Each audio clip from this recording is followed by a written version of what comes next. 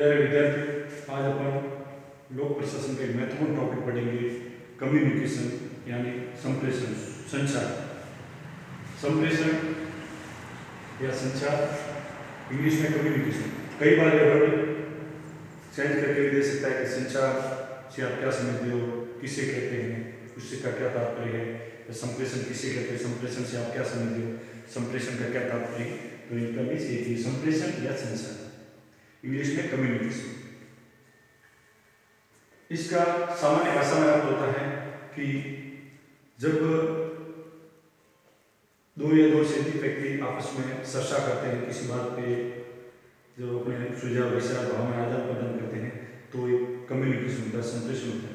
लेकिन इसका असली मर्म है कि जो दो व्यक्ति आपस में बात कर रहे हैं, वो आपस में जो अगला व्यक्ति कहना चाहता है वही बात को अगले बार सुनने वाला समझे। तो इसका मेन मर्म है सूचना न होकर समझ है। जैसे मैं आपसे बात कर रहा हूँ, तो जो चीज मैं आपको समझाना चाहता हूँ, कहना चाहता हूँ, उसी प्रकार जैसे मेरी भावना आप समझे, तो वो संचार है, कम्युनिकेशन है, वो अपना सफल हुआ, नहीं तो नहीं। इसका मूल अर्थ है सूचना न होकर के समझ। जैसे मैं आपको समझाना चाहता हूँ, जैसा मैं आपको कहना चाहता हूँ, वैसा ही आप समझे, तो अपना कम्युनिकेशन है वो सफल हुआ, नहीं तो अधूरा हुआ। तो इसका सिंपल भाषा में रखेंगे, संचार संप्रेषण का अर्थ सूचना न होकर के समझ। परिभाषा में अपन लिखेंगे,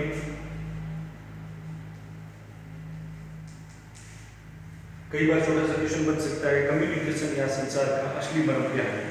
तब अपन लिखेंगे असली मर्म है समझ, सूचना न होकर के समझ। परिभाषा पूछते हैं, कम्युनिकेशन या संचार किसे कहते हैं, कम्युनिकेशन या संचार क्या है, कम्युनिकेशन या संचार से आप क्या समझते हैं, संप्रेषण से आप क्या समझते हैं। तब अपन लिखेंगे आंसर, दो या दो से अधिक व्यक्तियों के मध्य विचारों, तथ्यों, भावनाओं का होने वाले आदान प्रदान को संचार या संप्रेषण कहते हैं। दो या दो से अधिक व्यक्तियों के मध्य तथ्य, विचार, भावना का होने वाले आदान प्रदान को संप्रेषण या संचार कहते हैं। तो प्रसिद्ध विद्वान विवेक ने उसे रख धारा, किसी भी शरीर में अपने रख धारा की वृद्धि होती है, वैसे ही किसी भी संगठन में कम्युनिकेशन है वो रख धारा के ऊपर काम करता है। एक प्रसिद्ध विद्वान है विघ्नर, उन्होंने कहा प्रबंध का हृदय, जैसे बिना अपने शरीर में हड्डी की क्या इंपॉर्टेंट होती है हार्ट की, वो ही किसी भी संगठन में कम्युनिकेशन संचार की इंपॉर्टेंस है। अपन इसकी पढ़ेंगे विशेषताएं, कम्युनिकेशन या संप्रेषण की। कई बार छोटा क्वेश्चन बन सकता है, कम्युनिकेशन किसे कहते हैं, उसकी विशेषता बताइए। तब अपन विशेषता लिखेंगे सतत, यह संप्रेषण सतत चलने वाली प्रक्रिया है। इसको आज अपन ने किया और फिर कंप्लीट काम हो गया या काफी दिनों बाद करेंगे, ऐसा नहीं, ये कंटिन्यू चलने वाली प्रक्रिया, ये द्विमार्गी प्रक्रिया है। जैसे मैं आपको बात बता रहा हूँ, वन मार्गी वन वे, आप भी अपनी बात कह रहे हो, मुझे विचार का आदान प्रदान हो रहा है, तो द्विमार्गी प्रक्रिया होगी। इसमें संदेश, सूचना, भावनाओं का आदान प्रदान होता है, तथ्य, सूचना है, समझ है, भावना है, समय है, अपने का विचारों का आदान प्रदान। संप्रेषण है वो कई प्रकार से हो सकता है, लिखित में हो सकता है, लिखित में आपको कोई आदेश दे दिया, मौखिक मुंह से बोल करके, संकेत के द्वारा। इसमें समय का बड़ा इम्पोर्टेंट है, जो चीज आज समझानी सही, आपको कहनी सही, वो 2 दिन बाद कह रहे हैं, उसका कोई इम्पोर्टेंस नहीं। संप्रेषण ऊर्ध्वाधर हो सकता है, अपवर्ड, ऊर्ध्वगामी, अधोगामी और समतल हो सकता है। अधोगामी का मतलब है ऊपर से नीचे की ओर। जब उच्च अधिकारी निचले अधिकारी को आदेश निर्देश देते हैं तो वो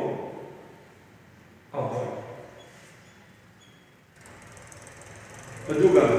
ऊर्ध्वगामी का मतलब है जब कोई प्रार्थना पत्र देते हैं, कोई रिपोर्ट सौंपते हैं उच्च अधिकारियों को, वो हो गया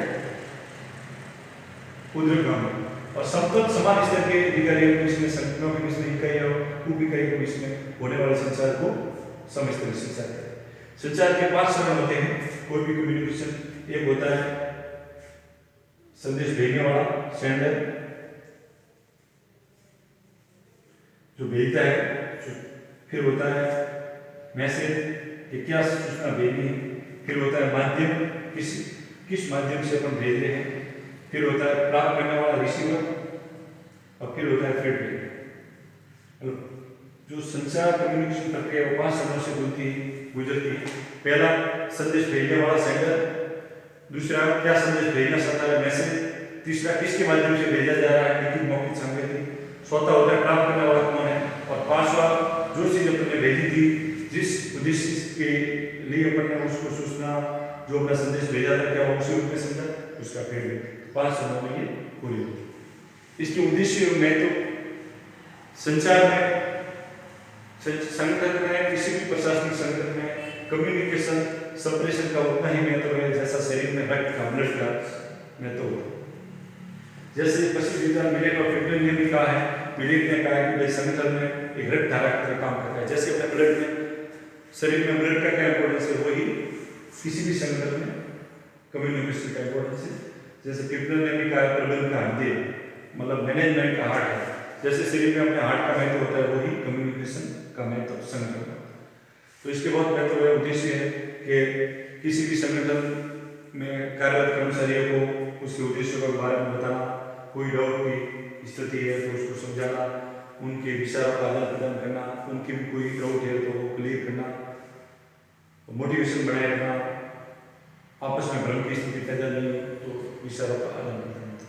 किसी संगठन में गतिशीलता बनी रहती है, मोटिवेशन होता है, समय पर काम होता है, उद्देश्य की जल्दी पूर्ति होती है, समन्वय बना रहता है। इसी कारण से कम्युनिकेशन का संगठन में बहुत महत्व है।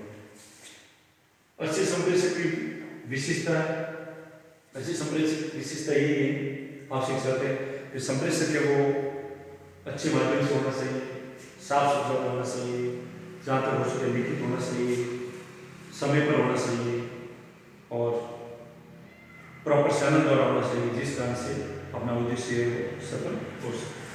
तो इसके ऊपर में कई प्रकार के पढ़ सकते हैं। प्रक्रिया 5 चरण पहले बताइए, संचार प्रक्रिया के चरण बताइए।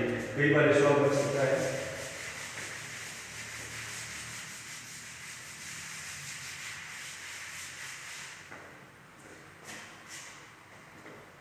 प्रक्रिया, संचार प्रक्रिया के चरण बताइए। ये छोटा सा भाग बनता है प्रक्रिया के 5 चरण है, 5 चरण है।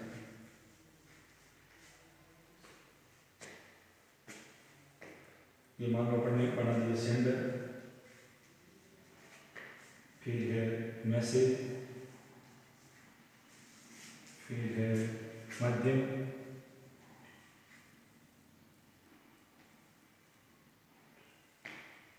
सोर्स,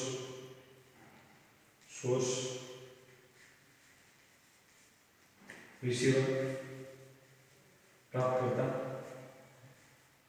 फिर है फीडबैक।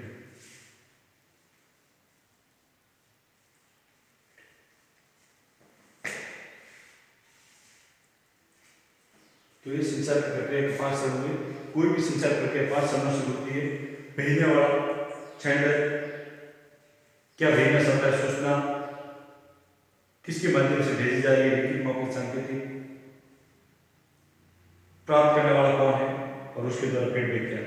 ये किसी भी संचार कम्युनिकेशन के 5 चरण है। अब अपन बढ़ेंगे प्रकार।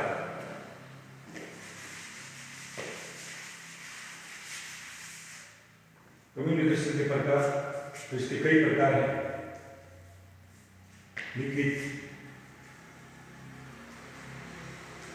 लिखित संप्रेषण वो होता है जिसमें कोई भी बात या सूचना है वो लिखित में दी जाती है, जैसे कोई आदेश है, निर्देश है। मौखिक, जो मौखिक मुंह द्वारा बोली जाती है वो मौखिक कम्युनिकेशन होती है। रेडियो, टेलीविजन, संगोष्ठी, सेमिनार। और सांकेतिक, जो संकेतों द्वारा कम्युनिकेशन किया जाता है उसे सांकेतिक कहते हैं। जैसे इशारों का बोलना, अपनी भावनाओं से, मुंह के चेहरे से, आंख के इशारों से, ये सब लिखित मौखिक सांकेतिक है। इसके अलावा औपचारिक और अनौपचारिक भी होते हैं। औपचारिक का मतलब है जब नियम, संगठन के नियम कायदे बने होते हैं उसके तहत ही आप कम्युनिकेशन करते हो, जिसमें अनौपचारिकता की कोई वैल्यू नहीं होती तो उसे औपचारिक कहेंगे।